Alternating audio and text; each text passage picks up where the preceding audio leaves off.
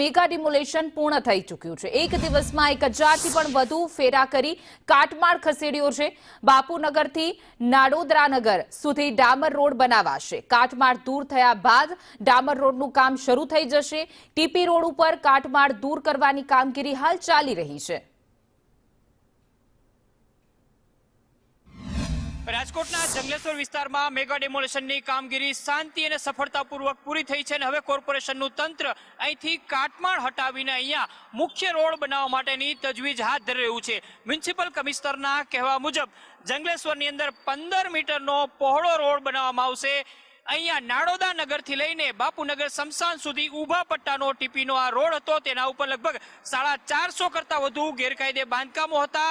તેમને 2 દિવસ પહેલા તોડી પાડવામાં આવ્યા હતા। તમામ બાંધકામોનો મલબો હટાવીને અહીંયા 15 મીટરનો પહોળો રોડ બનાવવામાં આવશે। બાપુનગર સ્મશાનથી લઈને નાડોદા નગર સુધીનો આખો ઊભો ટીપીનો 15 મીટરનો રોડ સાકાર થશે અને આ માટેની કાટમાળ હટ્યા બાદ તુરંત જ કાર્યવાહી કોર્પોરેશનનું તંત્ર શરૂ કરી દેશે। એટલે જંગલેશ્વર વિસ્તારની અંદર વિકાસનો આ પહેલો પાયો રોડના રૂપની અંદર પણ આગામી દિવસોમાં લોકોને મળતો થશે। કેમેરામેન માધવ ભટ્ટ સાથે મયુર સોની, સંદેશ ન્યૂઝ, રાજકોટ। તો અમદાવાદમાં